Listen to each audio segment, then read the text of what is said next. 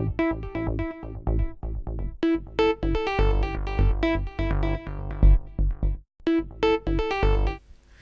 buenas noches, bienvenidos a Noticias a las 9 en Localia Televisión en esta jornada de miércoles 2 de mayo de 2012. Tiempo ya para una actualidad que pasa en el día de hoy por el secretario general del PSOE en Almendralejo, José María Ramírez Morán, que ha sido el protagonista del espacio de esta casa, La Entrevista.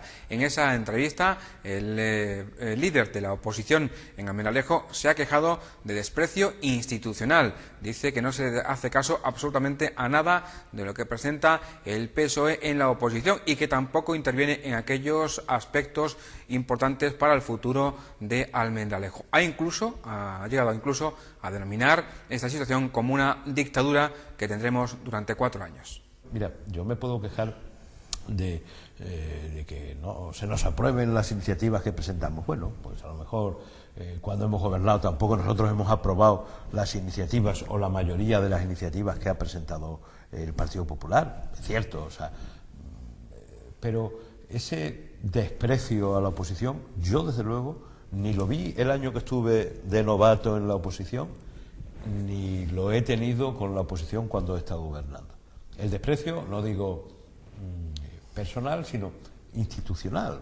Es decir, oposición, aquí nosotros hemos ganado, que siempre lo digo, nadie lo duda, que ustedes han ganado, que le han dado la mayoría.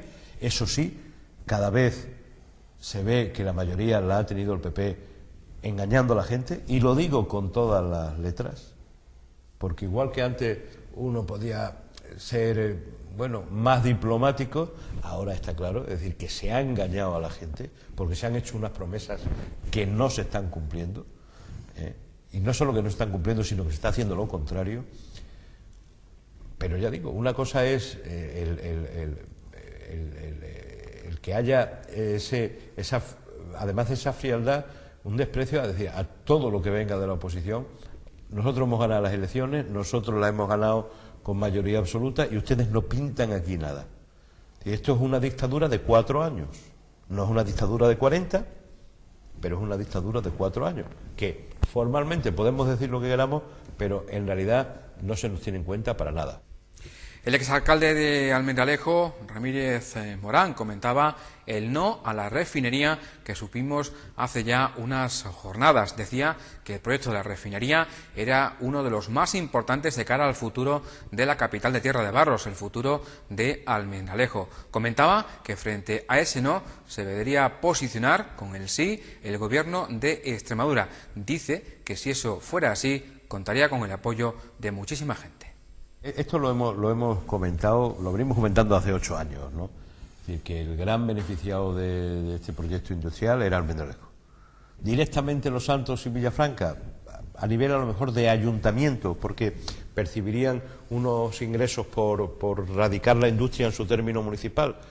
Bueno, pero yo no hablo del ayuntamiento, yo hablo de la ciudad. Y la ciudad beneficiada, sin ninguna duda, era Almendralejo. ¿Por qué? Por lógica de atracción de población, por lógica de comunicaciones, por lógica de servicios, y el gran beneficiado, Almendralejo. Claro, esto ha dado al traste con todas esas ilusiones, ¿no? Porque yo sé de muchas empresas de estructuras metálicas, de transporte, que era su gran esperanza la refinería. Y eso pues ha ido al garete, ¿no? O se puede ir al garete. La verdad es que las cosas todavía no se ha dicho la última palabra, pero todo el mundo estamos dando por sentado que es lo que hay.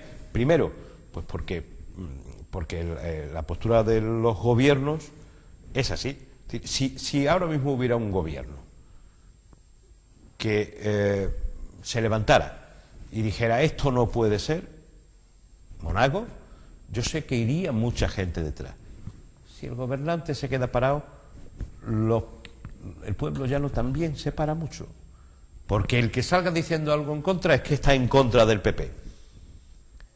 Y claro, y a favor, pues no hace falta hacer nada, simplemente quedarse quieto.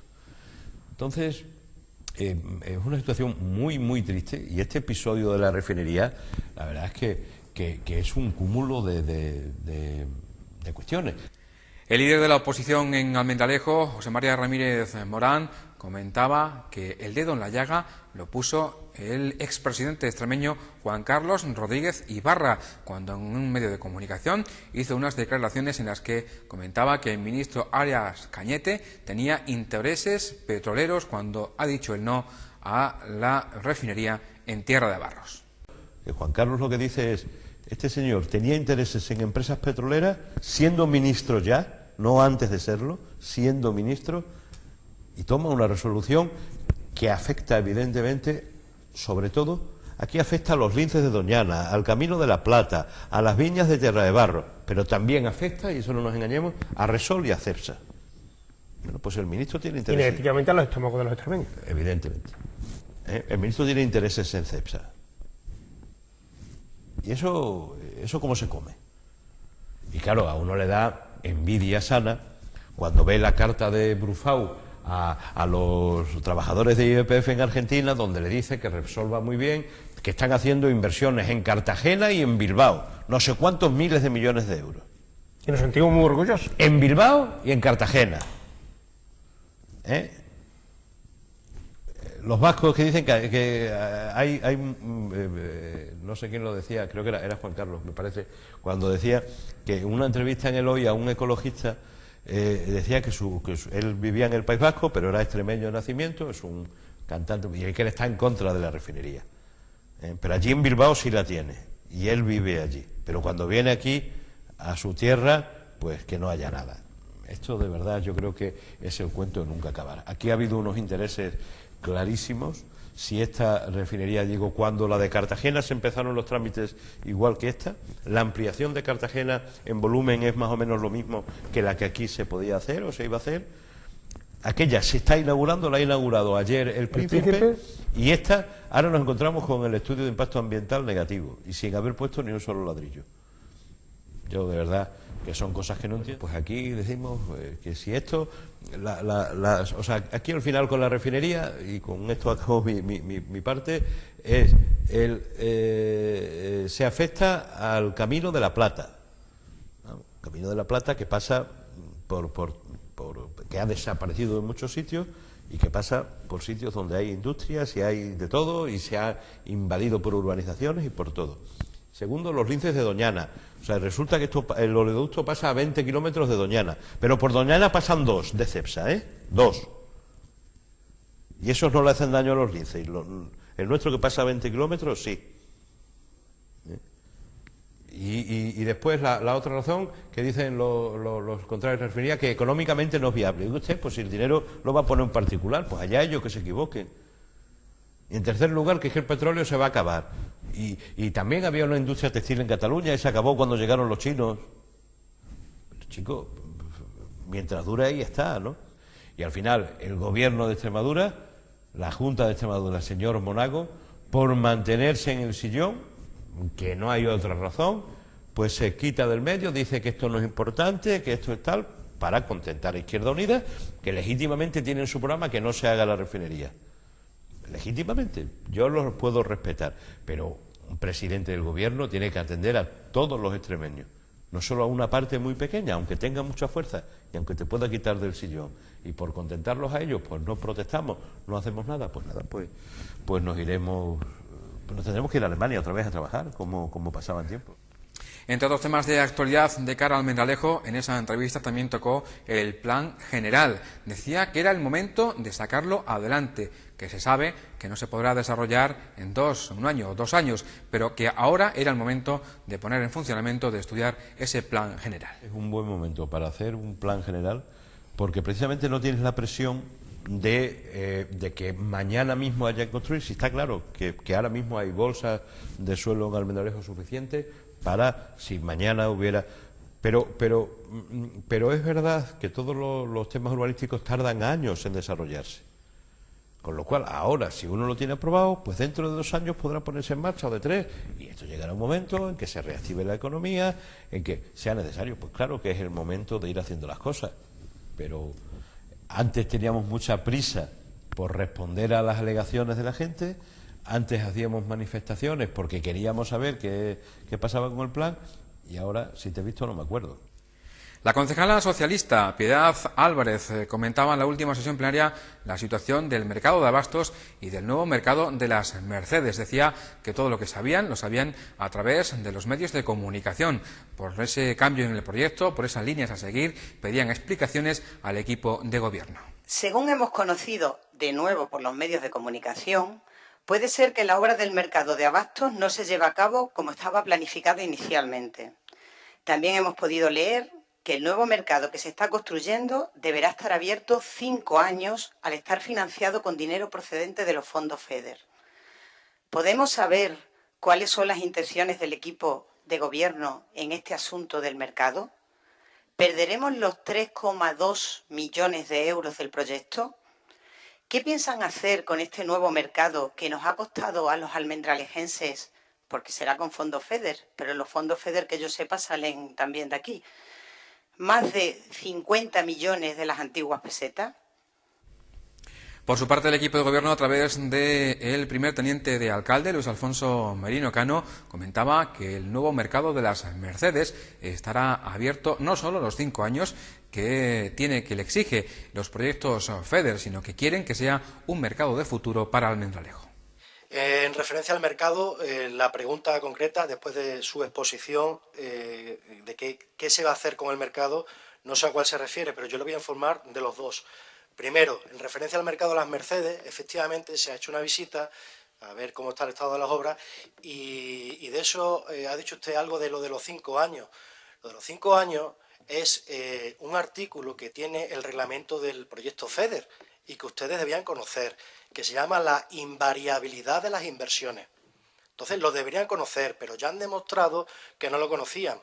La invariabilidad de las inversiones es que durante un periodo de 5 años no se pueden variar las inversiones realizadas, pero que siguen hacia futuro. Por lo tanto, el mercado de las Mercedes es un mercado de futuro para Almendralejo. Por otra parte, y en relación al mercado de abastos de Almendralejo, comentaba que se va a modificar el proyecto lo necesario como para modificar el tiempo de actuación, ya que tiene que estar finalizado antes del 31 de diciembre, que eso va a ser posible, que así se van a hacer las cosas y que, por lo tanto, no se va a perder, no se va a tener que devolver esos más de 3 millones de euros del proyecto. El mercado, de la plaza del mercado actual, como ustedes saben, y no voy ahora a hacer un análisis cronológico de lo que ha acontecido con respecto a esa obra, nuestra intención, y así lo dije en la Comisión Informativa de Obras e Infraestructuras, es intentar reducir el proyecto para poder reducir el plazo de ejecución de las obras, ya que, como ustedes bien saben, el plazo de ejecución debe finalizar el 31 de diciembre de este año. Debería haber estado acabado antes, si se hubiesen hecho las cosas como se tenían que haber hecho, pero no se hicieron. Cuando hace así, yo creo que es que me está dando la razón.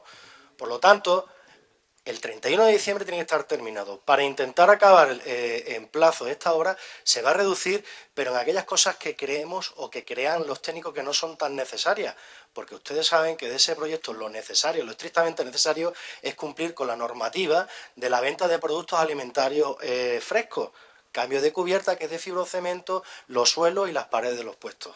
Entonces, eso es lo que pretendemos hacer con el mercado. Por un lado, que ese mercado de las Mercedes se quede como mercado para ese barrio en expansión, para que tengamos un segundo mercado, y la obra grande del mercado, no, por supuesto, no pretendemos perder esos 3,2 millones de euros que usted se ha aventajado ya a decir que estamos a punto de perder. En sucesos tenemos que comentarles que esta mañana en la carretera de Badajoz ha volcado un camión en una de sus rotondas. Un camión de una empresa dedicada al traslado de chatarra ha volcado esta mañana en una de las rotondas de la carretera de Badajoz. La carga, paquetes de chatarra prensados, se han desplazado cuando giraba en la rotonda y han hecho que el vehículo volcara en la propia vía, sin tener que lamentar daños personales, aunque sí materiales. El carril derecho, en dirección Badajoz, ha tenido que ser cortado este mediodía para proceder a la retirada del vehículo, siendo necesario la llegada de una grúa de gran tonelaje de la empresa Cava. Tras diversos trabajos, entre los que estaba el desalojo del volquete, se ha podido proceder a la retirada del camión sobre las 3 de la tarde. Efectivos de la policía local han intervenido en esta acción dirigiendo el tráfico que rodaba por la vía.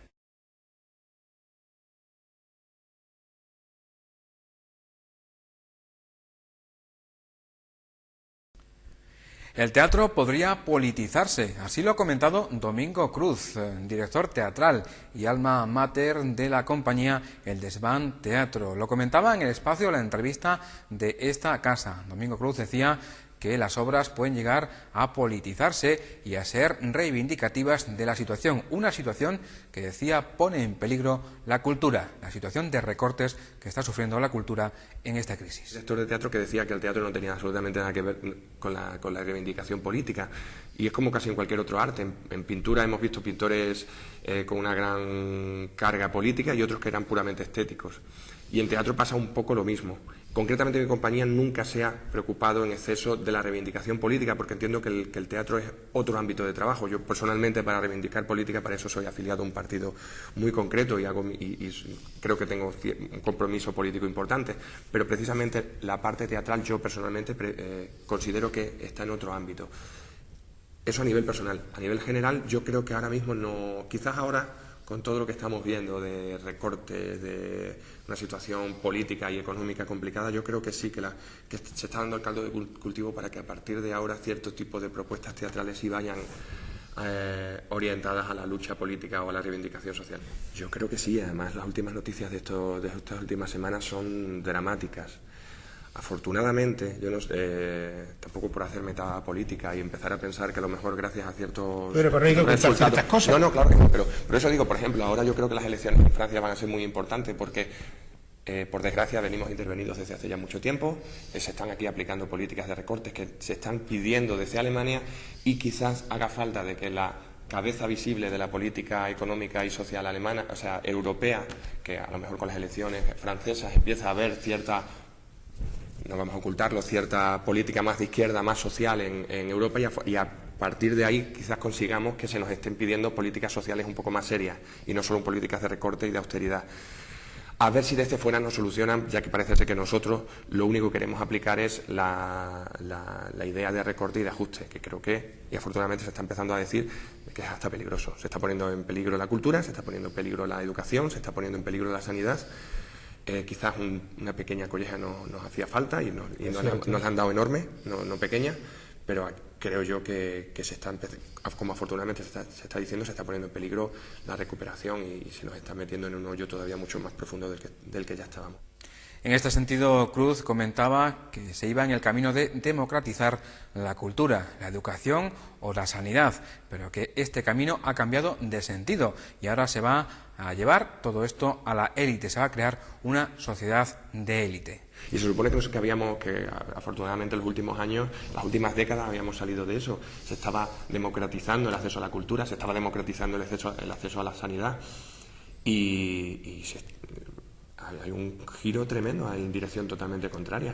Yo creo que sí, que va a ser un privilegio, como sigamos por aquí, va a ser un privilegio el poder acceder a una educación superior. Esa falta de poner dinero en circulación, porque ¿qué opciones nos quedan ante eso? Salir de la moneda única, que nos vamos tanto que vamos a terminar siendo un país habanero, en el que la economía se va a basar en trueque y en mercado negro, a pesar de tener unas políticas neoliberales tremendas. Una cuestión, se supone que era el socialismo el que nos podía llevar a ese tipo de política, ¿no?, como pasa en Cuba, y es precisamente la política neoliberal la que nos está llevando a este país con 5 millones, como con 6 millones de desempleados, como dice De Guindos que va a haber a final de años, no se podría mantener si no existe una gran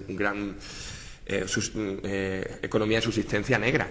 Obviamente la gente tiene que vivir, la gente va, y a donde nos está llevando a esta sociedad de élites en las que 3-4 van a tener trabajo y la mitad van a estar en paro o subsistiendo a través del trueque, del cambio o del dinero negro. Eso nos está llevando ahora mismo todo lo que es esta política neoliberal de recortes económicos y recortes de educación, de sanidad.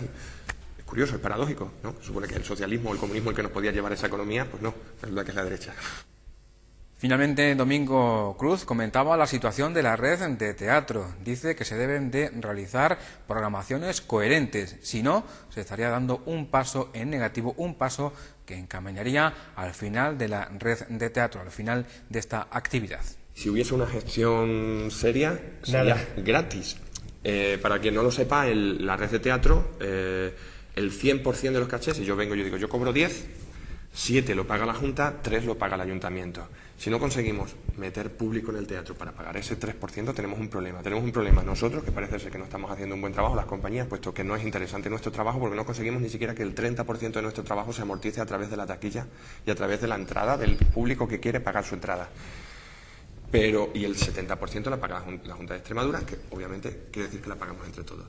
Pero para el Ayuntamiento, para lo que es la economía del Ayuntamiento, si se incentivan, además son políticas a largo plazo, incentivar creación de público, a través de público infantil, a través de público juvenil, hacer una buena publicidad, que también influya a profesionales de otros campos, como el periodismo, las televisiones públicas, las televisiones privadas, la prensa escrita y la organización de una programación coherente, en el que además ciudades medianas como es Almendralejo, que necesita programaciones de ocio y cultura más o menos lógicas y regulares, pues para que el público pueda acceder para que el ciudadano pueda acceder a cultura y a ocio.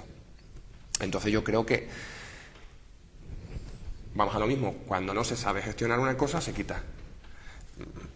Afortunadamente, de momento se está manteniendo y esperemos que los responsables sigan manteniéndolo, ¿no? Este año, este semestre se ha mantenido la red de teatro y vamos a esperar a ver qué pasa en el siguiente. De momento, vamos a ser optimistas. 4 institutos españoles, uno de ellos extremeño, han visitado Almendralejo dentro de un proyecto, el Plan ARCE, en el que tratan de fotografiar con cámaras muy peculiares, cámaras hechas con cartón y con madera, la vida mozárabe, la Vía de la Plata. Como les decíamos, son 4 institutos, uno de ellos en concreto de Cáceres. Precisamente uno de los profesores intervinientes en este proyecto, Roberto Rodríguez, nos daba más detalles del mismo. Somos 4 institutos que estamos en un proyecto del Ministerio de Educación, el proyecto se llama Plan ARCE, que nuestro cometido consiste en retratar la Vía mozárabe, la Vía de la Plata, mediante cámaras cenopéicas, que son cámaras hechas con cajas de zapatos, de cartón, con tablas, un pequeño agujerito, que captamos la imagen como si fuera antigua. Y luego lo que vamos a hacer al finalizar el proyecto es hacer un catálogo y una exposición entre todos los centros, que no he dicho antes, que somos un centro de Sevilla, que es el Néstor Almendros, un centro de Cáceres, que es el Borcense, un centro de Salamanca, que es el... Y es Rodríguez Fabrés. Y un centro de Santiago de Compostela, que es Arzobispo Xelmírez de Santiago de Compostela. Tenemos un presupuesto para todo esto del Ministerio de Educación y, como ya he dicho, pues eso, retratamos con cámara estenopeica toda la vía estenopeica de la Plata.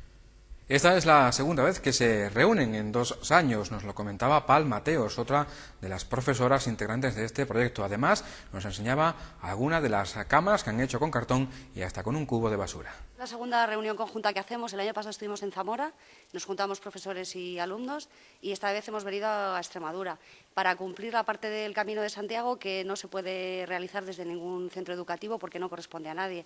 El tipo de cámaras que tenemos es de ese estilo como las que tenemos ahí, Javi. Trae una y os la enseñamos.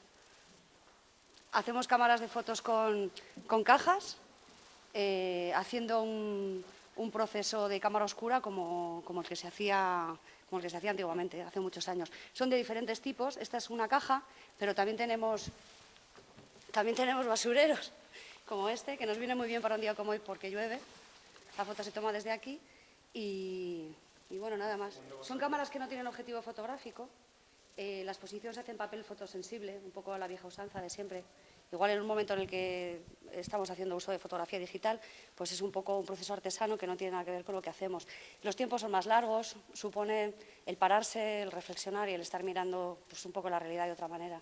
Sí. Es un proyecto intercentros y entonces la idea es que 4 institutos distintos de diferentes puntos de la geografía de España se junten, de comunidades distintas, se junten para llevar a cabo una cosa común. Y lo que nos ha unido, claro, lo que nos ha unido es la Vía de la Plata y realizar las fotografías con cámaras estenopeicas. Una de las alumnas de este proyecto Plan ARCE, que está subvencionado por el Ministerio de Educación hasta este año, se pone en peligro en los próximos años. Como decíamos, Teresa nos comentaba paso a paso el trabajo que se tiene que hacer para tomar una fotografía. Fotografías que después serán objetivas, serán presentadas en un catálogo que entre todos los trabajos relacionados y fabricados por los diferentes institutos. Estamos aquí en la Ruta de la Plata, pues haciendo fotos estenopeicas, que ya os han explicado lo que es, Y bueno, ha sido una experiencia nueva porque no sabíamos para nada que se podía hacer fotos con una caja o con un basurero. Y hemos intentado ser lo más creativos posible y nada, nos está gustando mucho la experiencia. ¿Qué es la mayor complicación que tenéis con esto? Pues un poco al principio los tiempos de exposición, que es difícil pillarle el punto a la caja y cómo, pues que la foto quede realmente bien expuesta y nada más. ¿Cuánto tardáis en hacer una foto más o menos? Pues esa caja en concreto son 17 minutos, ahora que está el día nublado, y el basurero 9, con la poca luz que hay aquí en el patio, le hemos dado 9 a la foto que hemos hecho. Una vez expuesto el material sensible, ¿cómo lo procesáis? Pues lo revelamos en un cuarto totalmente oscuro, solo con luces rojas, lo metemos en el revelador, que hace que la imagen latente salga, luego lo pasamos por agua y en el fijador, que hacemos que la imagen se fije en el papel, y otra vez en agua lo secamos y ya está. ¿Obtenéis un negativo? ¿Qué hacéis a posteriori? Pues sí, obtenemos un negativo y luego podemos realizar una ampliación, o sea, un contacto, que es pasar de negativo la foto a positivo. Ya que estamos trabajando con unas técnicas muy antiguas, ¿lleváis esto a la práctica con técnicas digitales? También, para ver la imagen que vamos a hacer con una cámara estenopeica, primero hacemos una foto digital para ver cómo quedará más o menos la foto que vamos a hacer. Pero con los negativos que obtenéis una vez revelados y procesados, ¿hacéis algo más para que esa foto, aparte de su resultado fotoquímico, sea un resultado digital? Sí, las podemos escanear y pasarlas a digital. Las cámaras de TU Almendralejo quisieron ser testigo de cómo se realiza una fotografía con estas cámaras fotográficas. Lo hacemos con las explicaciones de la profesora Pal Mateos. Le doy y lo que hago ahora es que abro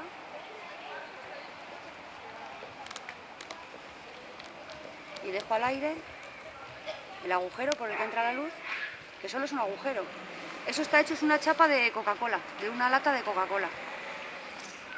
Entonces la luz entra por ahí y se expone en el papel fotográfico, pues hoy que no hay sol, el doble de tiempo más o menos, como unos 14 minutos. Habitualmente son 7 minutos para esta cámara en concreto. Hay que hacer pruebas para cada una y en función del tamaño del agujero que tenga y de la distancia focal que tenga cada uno de los cubos o las cajas, así es el tiempo de exposición. La distancia focal, bueno, los chicos aprenden desde el principio con este sistema pues todos los conceptos fotográficos, que les resulta más fácil de ver en una cámara de este tamaño que en las cámaras pequeñas. Entonces, sabiendo la distancia que tienen desde el agujero hasta el final donde va colocado el papel, saben cuál es la distancia focal de su cámara en concreto. Hacemos los agujeros con unos alfileres muy pequeños, porque el agujero tiene que ser diminuto para que tenga suficiente nitidez en la imagen, si no quedaría muy borroso. Y lo bueno de estas cámaras es que tienen profundidad de campo total, o sea, todo lo que aparece en la fotografía, desde los elementos más cercanos hasta los elementos del final, están enfocados, aparecen a foco. Sí, las diferencias son todas. Para empezar, sería un poco el principio de toma única. Con cada una de estas exposiciones lo único que podemos hacer es una única fotografía.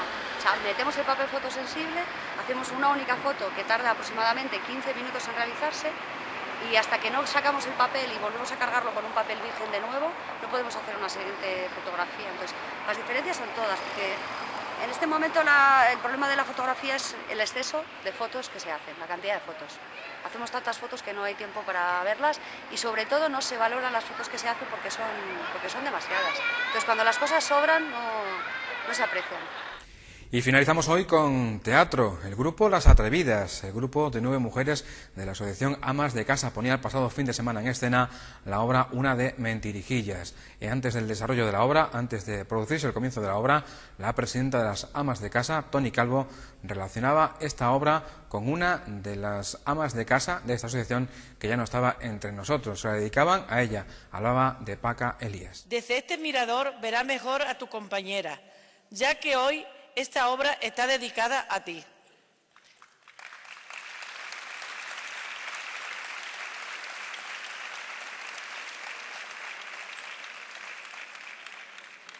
Gracias, Paca, te dicen tu compañera, por haber sido tan buena persona, por haber podido compartir buenos momentos contigo y brindarnos tu casa para los ensayos y tu amistad, Tú amabas por encima de todo al teatro y así nos lo transmitiste a todas nosotras. Donde estés, siempre te llevaremos en el recuerdo. Gracias, Paca. Y precisamente con imágenes de esta obra, una de Mentirijillas, del grupo teatral Las Atrevidas, de las Amas de Casa de Almendralejo, nos despedimos en el día de hoy. Volvemos mañana jueves a partir de las 9 de la noche con más cosas que contarles y, por supuesto, con esa actualidad diaria. Nosotros nos vamos, sigan con la programación de esta casa, con la programación de Localia Televisión. Recuerden que tras este informativo tendrán ustedes la tertulia y tras la tertulia el programa de Pedro Tolosa, Soldado sin Armas. Hoy con la entrevista a Juan Francisco Sánchez. Muy buenas noches. Jardín, el césped del jardín, ven para acá, que yo te daré césped que cortar. Y los rosales, tengo que ir a podar los rosales. Los rosales, yo sí que tengo un lindo rosal. Ay, Gloria, te he dicho montones de veces que no seas tan vulgar. Una señorita como tú debe saber contener los instintos de su naturaleza. Ya estás con el rollo de la naturaleza. Vamos a ver, Timoteo. El que yo haya mentido a mi señora diciéndole que eres mi primo y que eres jardinero para que te dejes vivir en esta casa, no quiere decir que tú entiendas tanto de naturaleza. ¡Qué bonito!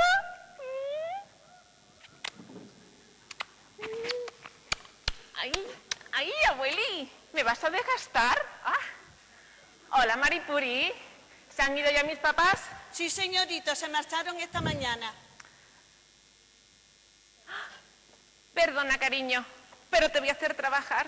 No se preocupe, señorito, si ya estoy acostumbrada. Es que cuando salía del green del hoyo 14, me he metido sin querer en un charco y mira, mira cómo me he puesto las zapatillas. ¡Hija de mi vida! ¡Ay, por Dios! ¡Hija de mi vida, por Dios! ¡Papá! ¡Ay, qué guapa me vas a quedar! Pero qué requete guapa que estás, por Dios. Puri, ¿cómo has cambiado tanto? Ay, si te vieras en el pueblo. ¡Ay, ay, ay! Con lo mala que es la envidia. ¡Ay, ay, ay, ay! A ver, date la vuelta, hija. Ay, pues anda. Pepe, ¿tú te has dado cuenta cómo ha cambiado la niña? Muy guapa, sí, está muy guapa. ¿Y el cuti? No, eso ya no entiendo yo, no entiendo. Pues sí que te has sentado bien el aire de la capital, hija. El aire y otras cosas, ¿verdad, Maripuri?